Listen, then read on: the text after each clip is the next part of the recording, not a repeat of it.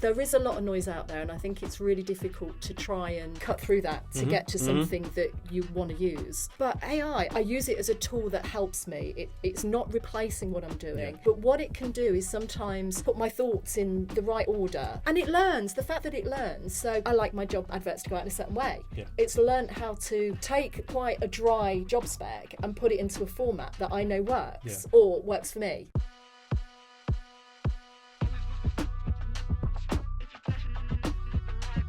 Welcome back to another episode of RecTalk. I'm your host, Nitin Sharma, founder and CEO of RecTools.io, co-founder of RecCircle, chief non-officer for the Recruitment Curry Club, and a whole range of other stuff. Just check the descriptions for all the links for all the cool, weird and wonderful stuff that I'm involved in.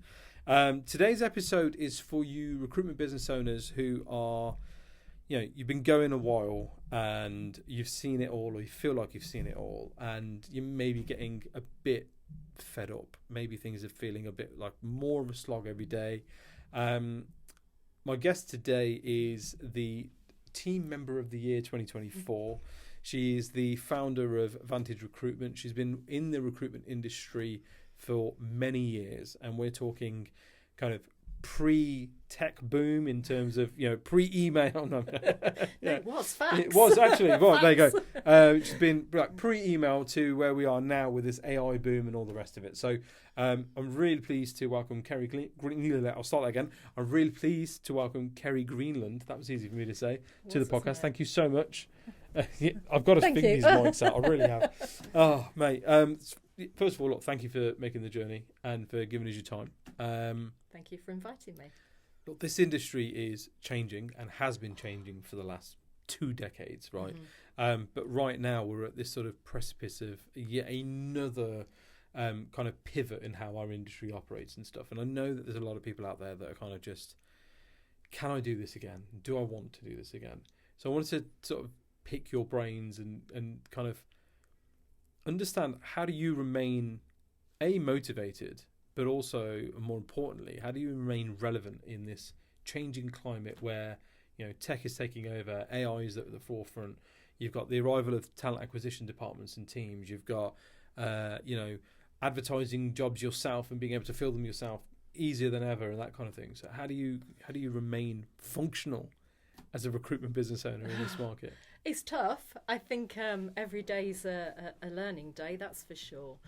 But in terms of relevance, I think that over the years that I've been recruiting, I've got some great clients, and there's recruitment consultants out there that literally go out and fill jobs.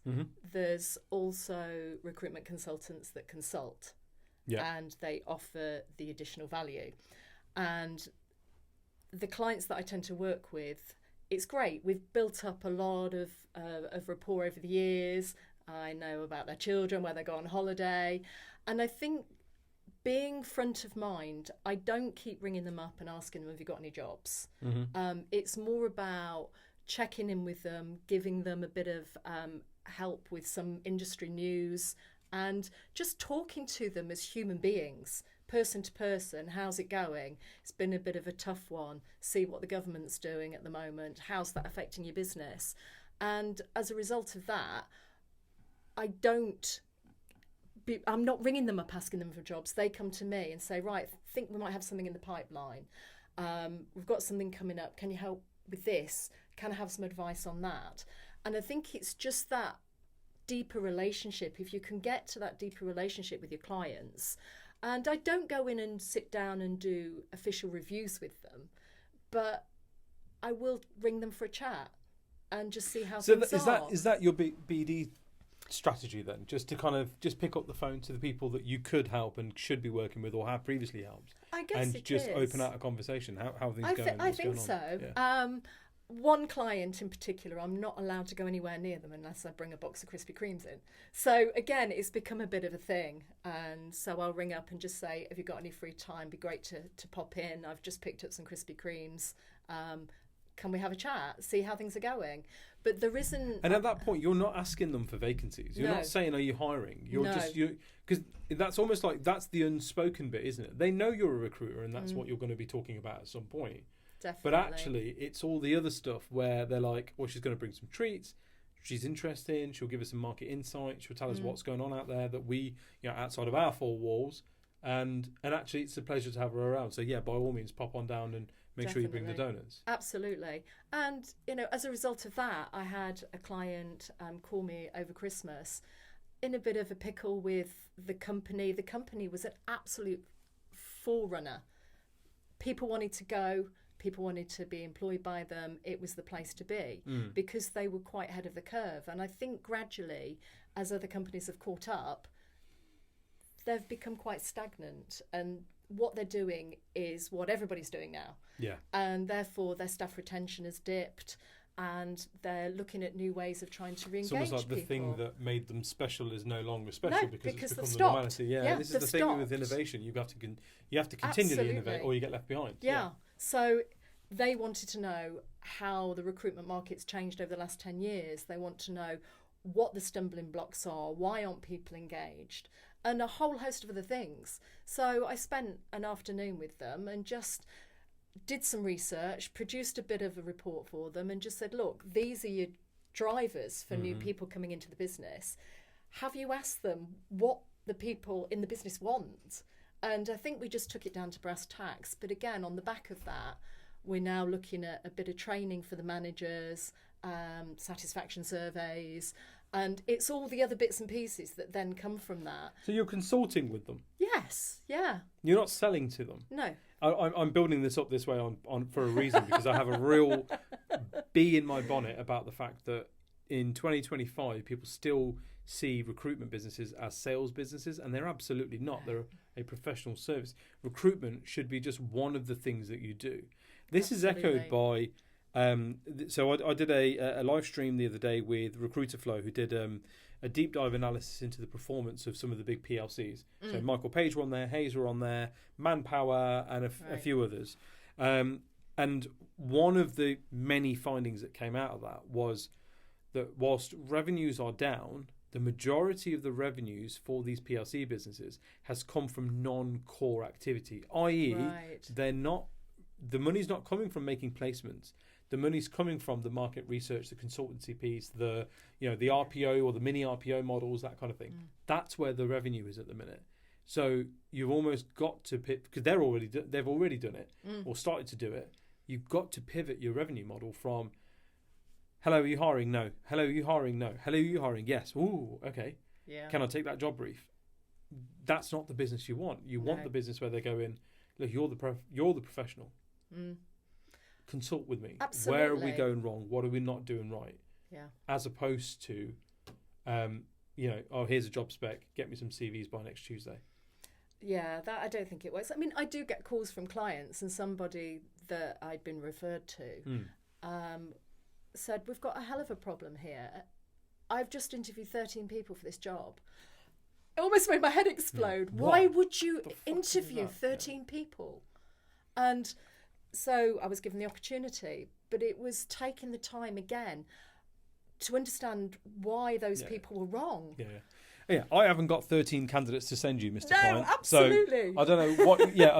I'll help you, but I mean, I need to understand why you felt the need to see 13 people first of all. Exactly. Let's start there. Yeah.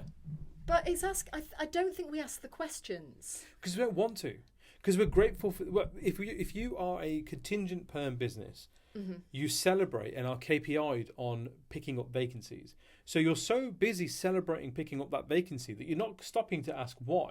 So if you send a mail shot out and somebody comes back and says, that sounds great, send that person in for a well test tomorrow, you're not sitting there going, how the hell is this client who doesn't know me, I haven't credit checked, and I've got no working relationship with, just gone, that CV looks great. This is the CV of a welder. This isn't an outstanding profile candidate that's got red brick uni background or whatever. This is just somebody who can do a job. This is somebody who fits a gap. If that client is asking me to send them in tomorrow, something is seriously wrong. But we don't do that. No. Instead, we go, got a well test for tomorrow. Yep. Chalk it up on the board. Start getting a clap from everyone. Do it again. Yeah. It's a mentality thing because we chase KPIs and we chase sales targets rather than actually is this a fillable role and is this work that I actually want to be doing? Do I actually have candidates for this role? Or I'm lying to Absolutely. myself and lying to the client because I want a sniff of an opportunity to place a job. Yeah. Absolutely. But I don't think we tell the clients, our clients, the truth. No, of course And not. I don't think we tell them what we do. One of the things that I always do with my clients is say, right, this is what I'm going to be doing. This is how I'm going to be doing it. And if it takes me a week and I've got no candidates for you, I am not going to send you a candidate. Yeah. Or we need to have that conversation again to see what bit can we perhaps be a little bit more open on. But it's that dialogue, and I think that you've got to have that dialogue. As long as there's a two-way conversation, I'm not going to work with somebody who won't spend the time to tell me what they want. Because they're not taking recruitment seriously. Here's the job spec. And it's like, well, but that doesn't help me. Can I speak with the hiring manager? Can I speak with the person that's doing the job? Can I speak with anybody that knows anything all around the outsides? Not just do they get up in the morning and do an email. I feel like I could go back. If I could go back, there's so much I would do differently about my recruitment business, right? But I think one of the key ones there is, do you know when you have got a client that or a business that are saying, well, here's the job site, just get on with it. That's the perfect time to say, okay, I'll only do this if it's retained. Pay me a deposit. Yeah. Because I feel like you're not taking this process seriously enough, and therefore I feel like I'm going to be going down a rabbit hole here. And for me to feel better about that, I need you to pay a deposit. Yeah. And if that client at that point says, well, I'm not doing that, they're not serious. Do you really want to be working with that No. person? You do if you're chasing KPI targets. And here's where I see the problem, and where I think the differentiator is for yourself. You didn't come from a big recruitment business background. You didn't leave a Hayes or a Reed or a Robert Walters or Robert Half to go and set up on your own. A lot of the people out there did, and they take that model of 50 candidate calls, 50 client calls, 5 vacancies a week, 100 mail shots, blah blah blah blah, and they use that as gospel to run their recruitment business, despite the fact that they're a one-person business and that level of activity is just not possible and is not going to deliver that level of result that you expect and want. And if it does, what you're going to do with it? But then you're KPIing yourself on these silly targets of picking up vacancies. And so you're not qualifying those vacancies. You're just, I'm happy to pick up 4 vacancies a week because if I do that, then I'll fill one of them. And if I do that, then I'll bill 150 grand at the end of the year. And if I do that, I can take home 60 and I'm happy. Be like, this umpteen ways of doing this better. And you're living proof of that. There is. I don't think I do fit the mould. But I like that. I don't think if I did, I would be burnt out. I wouldn't be still in recruitment now if I did it like that. No. And I did it how that's a very, very difficult way to do it. It is. And a very kind of frustrating way to do it. It's frustrating to yourself, you know? Yeah. And we try. I've got it wrong. I've worked on vacancies and gone down that rabbit hole and it's all gone horribly wrong. But I've learned from it and now I won't work either... I will change the parameters. Yeah, I guess you won't be doing that again. Yeah, that's it. And I will either not work with that client or we set out first how we're going to do it and say, this is what I expect from you. If I send you CVs, you come back to me within 48 hours. We're going to do X, we're going to do Y. And that's how you have to manage it a little bit, but not in a iron fist way, just in a... How long does it take those to build these sorts of relationships? Because this is not an overnight thing. You're not going to pick up the phone to a client who's possibly already got embedded relationships with people and say, hey, we're working together from now on. You know, I'm going to be your friend. Yeah. My first big client, it took me nearly 2 years. And think about your newest client or your most recent client that you're working with now. Tell us about the process in winning that person to the point where you now could pick up the phone and say, I'm swinging by, I'm bringing chocolates, and you're going to give me 20 minutes. Okay. Yeah, they're a relatively small client. They've only got about 35 people within the business, but actually they've been a great client. And I think at the beginning they were used to quite a transactional process. And it was like, here's the job spec, fill the job. And I'd worked with them before they were bought out, and they weren't a particularly great company to work with them, but there were some changes afoot. You could see that they were trying to make it work. But it was still quite transactional, and I think they were quite wary, having been burnt with other agencies who were just about, putting the CV in and then that went wrong. Oh, well, unlucky. I've never really been like that. I've got my terms, but I'll work with people depending on what happens because we're dealing with people here. So it's taken probably, I've been working with them now for probably 3 or 4 years, which I know is not new, but in terms of where we've got to with the relationship and the changes that they've made. But now I would say it took a good 3 years to really get to the level where I know what red wine they like to drink. They'll ring me up, but very rarely will they have a job spec. Kerry, I need help with this. Yeah. What can we do? What's the market doing? And we will work together on it. But the process was very much, yes, I was lumped in with the other agencies at the beginning. I had to differentiate. That was the point. I didn't just send a CV. It was, here's the person. Do you want to talk about this person? This is what they are. This is who they are. This is what they do. But I think, although it's probably not my newest, to get to that relationship stage now where they will ring me for advice. Do you know anybody that can help me with some transformation? Do you know this? Yeah, because you've positioned yourself now as the expert and the go-to person, right? Yeah. And the way to do that was, you had to start the race amongst all your competitors. Definitely. But along the way, you've differentiated you and put in your process as opposed to just kind of fitting into status quo. Yeah. Well, that agency said they're going to send you 5 CVs. I'll send you 5 CVs. Exactly. And, they won't be good. No, but I'll send you 5 if you want 5. Yeah, and I've had this, and where a client's gone, well, I really want to see at least 3 people, and I'm like, okay, yeah, cool, but I'll send you 1 really good person, and shall I send you 2 shit ones to waste your time, or what do you want here?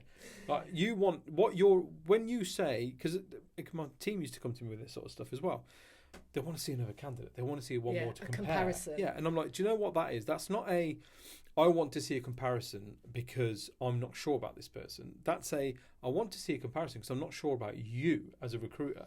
Right, I don't see what you've done in the background. So have you sent them hey, we put the advert out.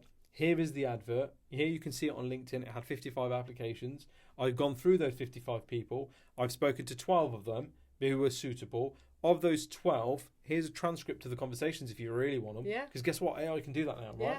And then at the end of you then gone, and he or she was the standout person.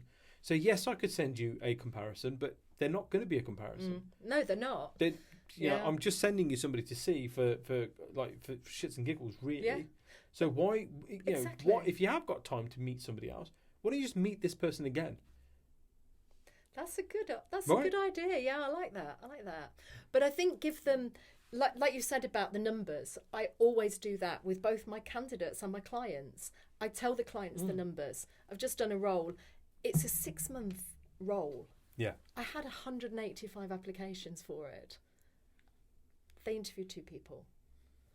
But I've told both the candidates that because they're like, well, at least even the one that didn't get the job, they were second out of 185 effectively. Yeah. But again, it's about positioning it. You don't but it know makes them feel that good. impact that has to somebody's morale, and especially in the market we're in today, right? Exactly. If we think recruitment's tough right now, try getting a job.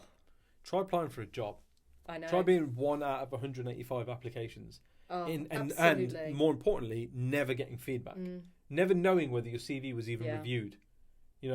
That's the reality of it. And I speak to a lot of candidate people that are in that sort of candidate journey right now for market research for kind of the podcast and everything else. The issues they're having are things like lack of feedback. Absolutely. And that fear factor of, I don't even think this recruiter submitted my CV. They said they would, but I never heard back from them. And now I feel like hard done by. And then we as recruiters ask ourselves, why is it that when I approach a candidate, they say, well, who's the client?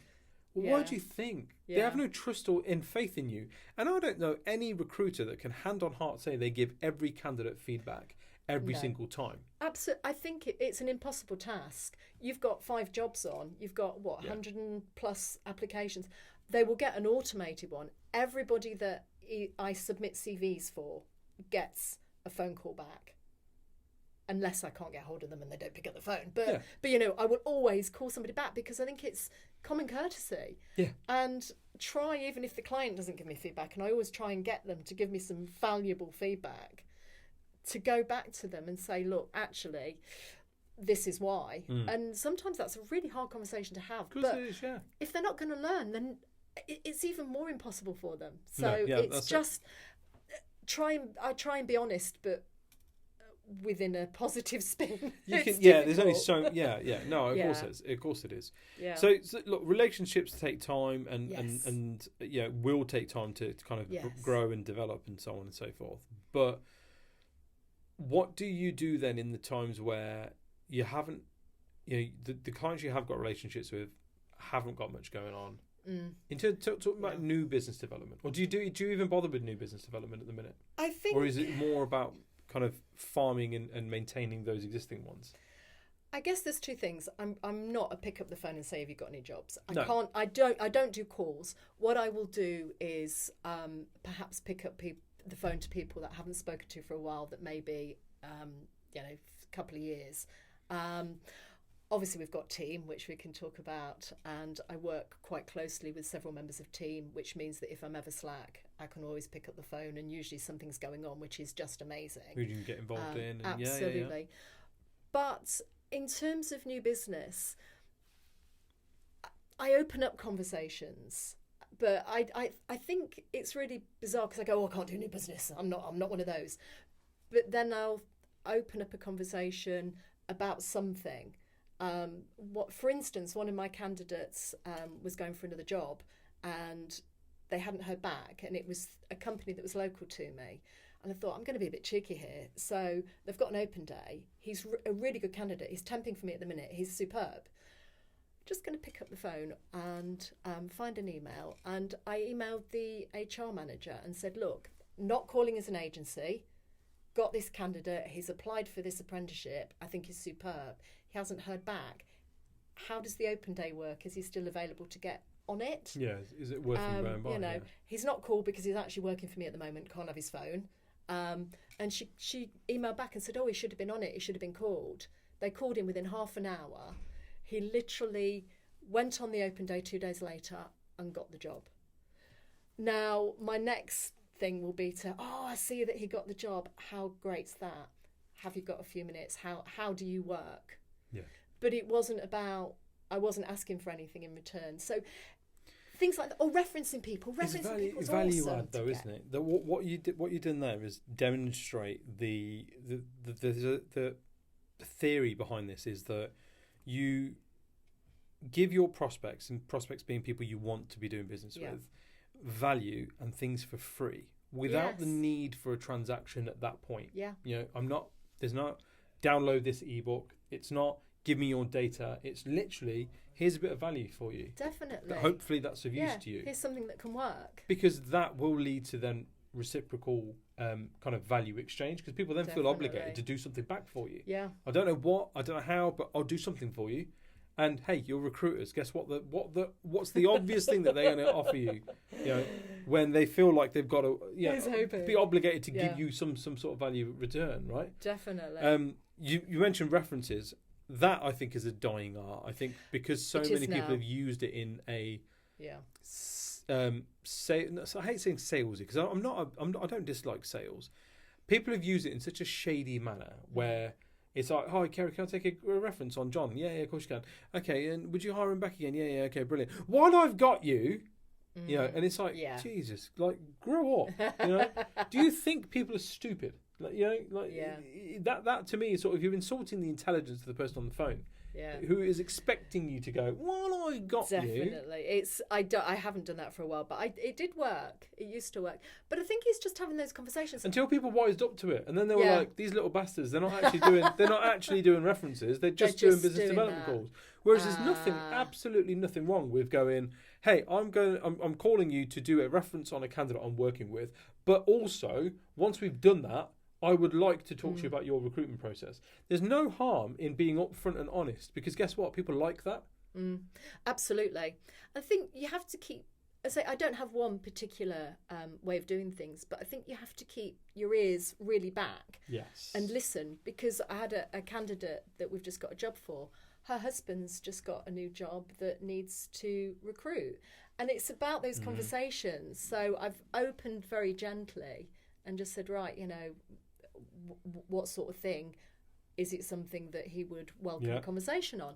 And I think it's being honest. Don't be, like you said, ask for what you want, but also you don't need to go in and say, got any jobs? That's it. The reason the cold call opener, the pattern disruption or whatever they want to call it, works is because it opens with disarming with honesty, right? It's Kerry, this is a sales call.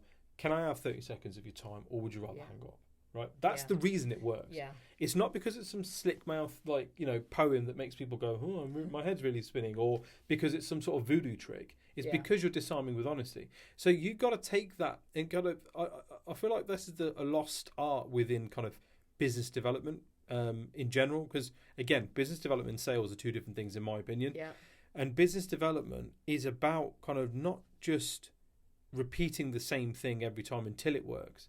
It's about figuring out what's going to work through an arsenal of different things, and then applying that, as you said, with your ears back and going, hang on, there's a little thread here I need to pull on and pull on and pull on, and actually this might turn into something. Yeah. And sometimes it won't, and that's okay.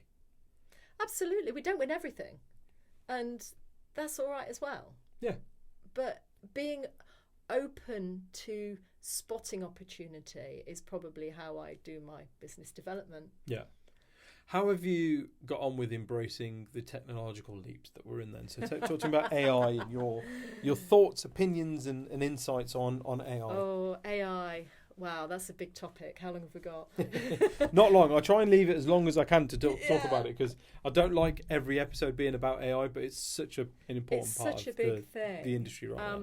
Well, my husband is at the forefront of AI. Amazing. So I cannot avoid it at all. And some of the stuff that he gets involved in, I absolutely do not understand. But he's sort of working on a lot of the new sort of developments that are coming out with the new. He's always on the latest version that he's been invited to. So, and most of what he says, I don't understand. And there is a lot of noise out there, and I think it's really difficult to try and cut through that to get to something that you want to use. But AI, I love the Chat GPT and the various different versions, and Notebook LM. I love the fact that I use it as a tool that helps me. It's not replacing what I'm doing. And I don't even know that it's saving that much time. But what it can do is sometimes put my thoughts in the right order. Help you sense check things. Yes. And just sort of, it's the little nudgy bits, isn't it? That you go, this is great. Yeah, and it learns, the fact that it learns. So I like my job adverts to go out in a certain way. Yeah. It's learned how to take quite a dry job spec and put it into a format that I like, that I know works or works for me. And it's things like that. My candidate synopsis, if I'm typing or recording or whatever, it's great to have those notes and then for them to put them in an order. So I absolutely use that. I use it to see what other companies are around that are similar. So no, I use AI quite a lot. I think we will see obviously more of that. And obviously for CV formatting now. Yes. Plug away. Honestly, just do it. Oh, that's really bad. But no, I think one of Kerry has an AI tool that she's built that helps with CV formatting. She tries to play it down as like it's not that great and that kind of thing. But from everything I've heard and the feedback I've had about it from people who use it, they wouldn't do without it. So you're onto something. I'd like to say, when you say Kerry, this is the royal we. I have been the one that's complained about formatting CVs forever. It's my husband. And the husband's come in and gone, right, do you know what? Said, I've had enough of this. I'll sort it. Shut up? And so he's gone away and basically created a tool that redacts CVs. You can put the nastiest PDF in. You can put a photograph of a CV in. You can put those horrible words with all the tables in, all those sort of documents. You just throw it in. It comes out clean without all the personal information on. And Amazing. It's got your logo on. You've got to maybe just sense check it, obviously. But then you can put your candidate summary in, ready to go. Bosh. So rather than the 45 minutes of me grappling with a PDF, we've got quick smart CV. And it's... So we thought, why not? If we can do it, who else wants to use this? Yeah. So we've started to test it out with some of the team members and some other recruiters. We've got some really good feedback. It's working. It's up and running. And it just drops into your inbox. It's a no-brainer. I would not do without it now. It has saved me hours. You sound like a passionate RecTalk business owner, Oh, and my I see goodness. tons of them. Do you know? But from a recruiter point of view, there's so many tools out there. There's a lot to be said for built by works. recruiters for recruiters. Yeah. Because absolutely. My biggest bugbear within the RecTalk space at the minute is there's a lot of people joining the industry because they see it as a industry that needs interrupting and disrupting, but come at it from a non-recruitment background and therefore try to fix problems that aren't really solving anything. Absolutely. And are probably creating more of a headache within the recruitment process because they see it from the candidate or the client perspective, but they don't understand the recruiter's role within that. Yeah. You mentioned Team Network a few times. Let's give them their flowers. Definitely. Absolutely. I like the guys. I mean, I've got a lot of time, a lot of respect for them, but you are a flagship member of the Team Network. Tell us about how much of an important part that has played in your success, survival, and kind of continuance in your recruitment business. Absolutely. I was introduced by Ruth Forster at Wagstaff Recruitment back about 14 years ago when I'd come back into recruitment after an 18-year gap. So it was, what is this newfangled sort of what the hell's a job board? Yeah. Well, so what do you mean I don't fax it? Rolodexes, where are they? So it was quite an eye-opener. Running around to place an ad in the newspaper. What do you mean no one does this anymore? I know. So I was a bit deer caught in the headlights, I think. And Ruth, I was talking to Ruth, who I'd known for quite a long time as well, is a good friend. And she said, come along to Team. No idea what it was. I was honestly just sat there mesmerised at what was happening. Rather than people fighting against each other and keeping their cards close to their chest, there was this room of people that were all recruiters that were sharing and collaborating and that weren't had arseholes. Different ideas that weren't arseholes. Well, mostly. No. And I got talking to somebody that had also relatively started a business relatively sort of the same time I had. And we had a chat. She gave me some jobs to work on. She took me under her wing and she kind of really sorted me out and said, this is not the way we do it now. This is how, gave me the opportunity to kind of cut my teeth a bit. Yeah. And after 18 years, it was like, who do I want to be? Where do I want to be? I didn't worry about it. I learned from all those people in that room, went to every single meeting, met as many different recruiters as I could and tried to grasp as much information and take it in and learn from it. I like that. Absolutely, yeah. I can do that well, taking little bits of everybody else. And they help with, all to then one day be awarded Team Member of the Year. So. I know, right? Took 14 years. You stand on the back of giants is what you do. Absolutely. All those people help that. No, but that's the point, though, right? Help it's collaborative. so well. And there's no one there that's going, no, I'm not going to tell you what my recipe to success is. People share so much. But you get all the legal stuff. You get all the forms. You get discounts on job boards, although apparently we're not supposed to say that that's a reason for joining Team. But it's one of the many. And it's certainly a perk. And as a solo, we get the opportunity to not be alone. Yes. I pick up the phone. My problem is now I get on the banter bus too much because I've got 2 or 3 people that I'll be working with or just checking in with. And I don't feel alone. And I know that if I've got any issue, I can pick up the phone to one of a number of people. Can I ask your advice on this? Yeah. How does that work? What about this? And it's just, for me, it's phenomenal. The value in peer-to-peer network is just not spoke about anywhere near enough. It's right? not. And that's one of many things that Team Network do incredibly well. And you mentioned Team Exchange as well. So how successful has that been for you? Because I think there's always a lot of people that are like naysayers or don't believe that it's as good as it sounds. You know what I mean? I've had some good experiences and I've had some bad experiences. During COVID, everything dropped off the face of the earth. I happen to have had a relationship with another recruiter, but never worked with. We'd always had a laugh, always had a drink at the bar, met her at conference, kept in touch, but never really did anything. She was in the middle of a tender and said, I've got this job coming, any chance? Funnily enough, I'm not doing anything. My garden's looking gorgeous because I've spent the last 2 months doing that. And so I filled the job for her, and then another one came in, and I filled that one, and then there was 3 more. And we ended up working with a COVID testing company that were aligned to the film and media industry.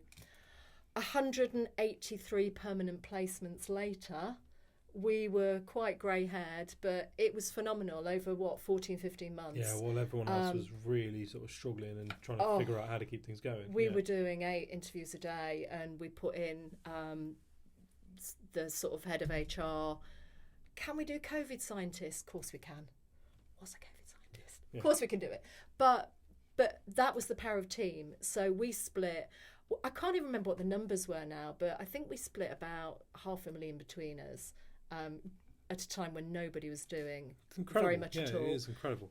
I've worked with probably 15 different team members over the years. I would say I must have taken 500-600 grand, 700 grand from it over those years in splits.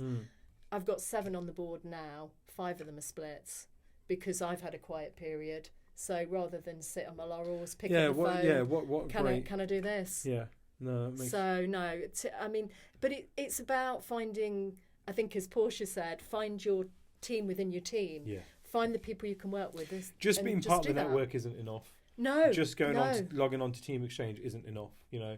You've got to go to the events. You've got to go to conference. You've got to put that social investment in. Definitely. But that's not just for benefiting from a peer-to-peer network like Team. That's your business. Yes. Your job as a business development person in your recruitment agency is that social investment, because that's the thing you're doing. Yeah.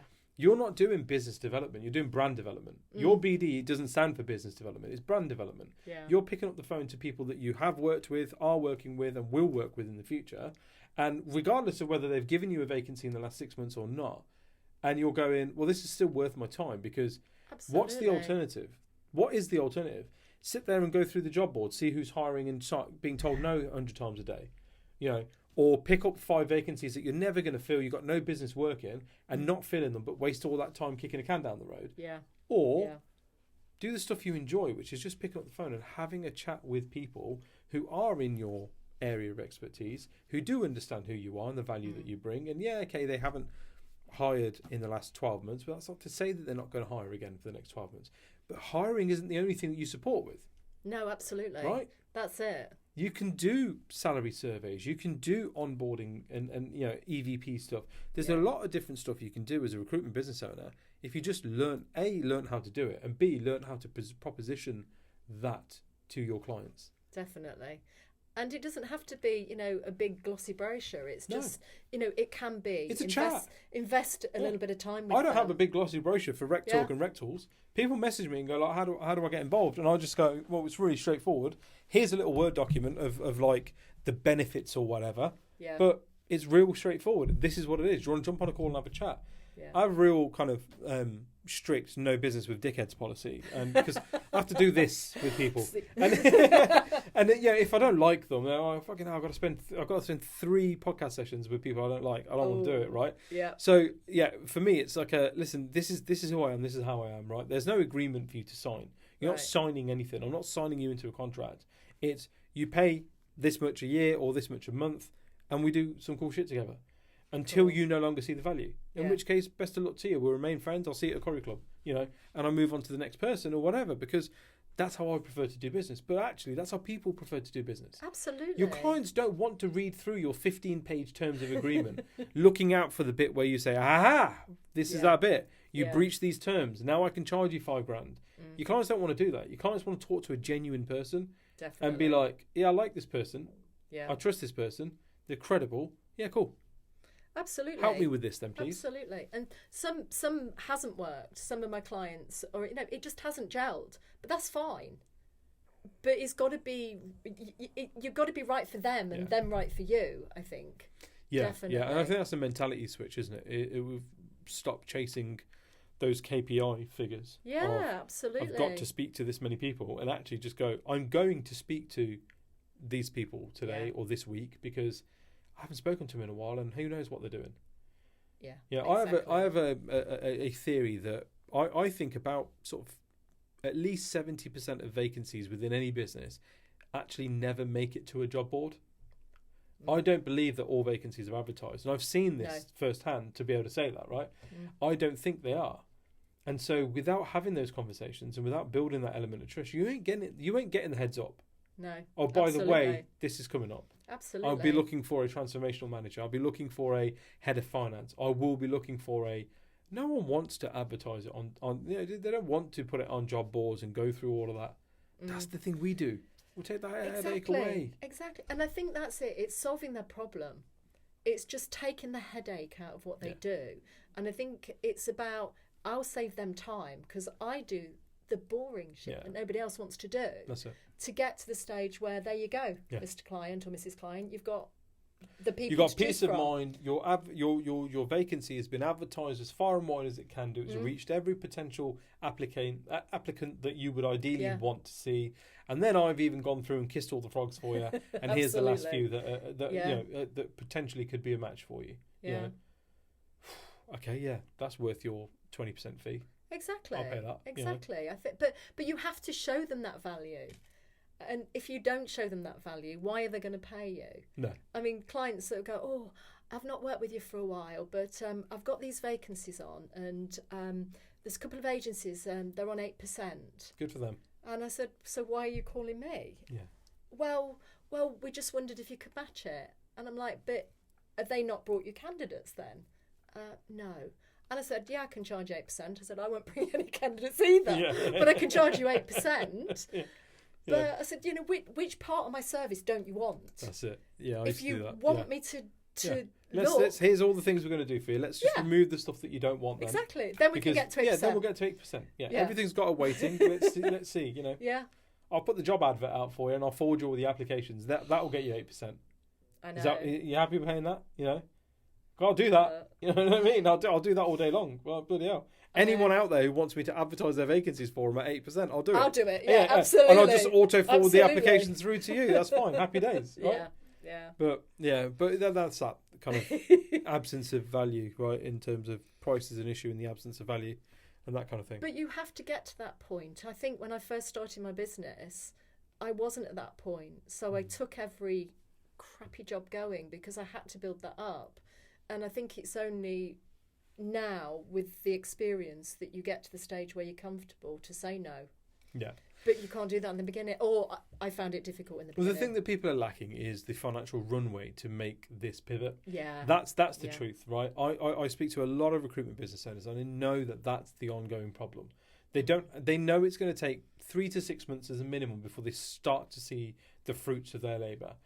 But they haven't got 3 to 6 months in terms of financial runway within their business.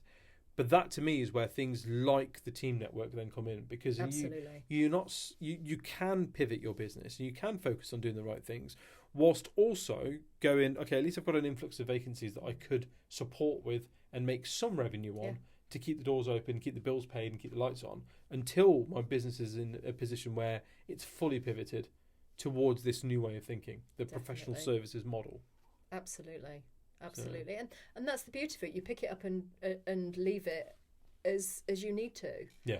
And you know, if I treat the other recruiters like my clients, so you know, I get the information, I do what we need to do as if they were a client. Yeah. And if I can't do it, I can't do it. And it's like, no, I haven't got the capacity, or yes, I have. And it's a great position to be in, but it is one that takes time to build up, I think. But like with your clients, you've got to earn that trust. Yeah. No, I agree. I completely agree. But my worst nightmare is sending a CV that somebody goes, what the hell have you sent this for? And I think that keeps me on my toes. Yeah. I don't want that. I would hate that. Oh, my goodness. Yeah, it's and we've all had it. We've all course. Had it, right? So yeah, you're absolutely right. This has been insightful. I've genuinely enjoyed this conversation. Thank you, likewise. I don't always like talking to recruiters, so I'll take that then. Yeah, I've been waiting for years to say that. Any closing thoughts? Anything you want to plug at the end? To reward those who have listened this long. Have a free trial on quicksmartcv.com. There you go. But also, step away. You have to step away from your business, even if it's a day out, a week out. I think we get jaded. You need to move away to get perspective and come back in. I've got a renewed love of recruitment this last year, and I think I took a little bit of time out, different reasons, but you come back at it a little bit fresher, and you need to. This is the burnout thing. Yeah. This is the people are experiencing it without actually understanding what's actually happening to them right now. Yeah. But yeah, no, look, this has been really good. Thank you so much. Thank you. Guys, the links to Kerry's profile on LinkedIn will be in the description, as will any links to things like the team network and the AI CV tool that you have built. Yep, QuickSmart. But yeah, look, thank you for listening, liking, subscribing, watching, doing all the cool shit that you guys do to keep us at the top of the podcast charts in the recruitment space. New episodes drop every Wednesday and every Friday. Do reach out if you want some hints, tips, or anything that just a chat. Kerry's always open to having conversations with fellow like-minded business owners. Definitely. Thank you so much. Thank you so much. It's been a pleasure. I'll clap us there to finish that off. There you go. Bang, that was all right.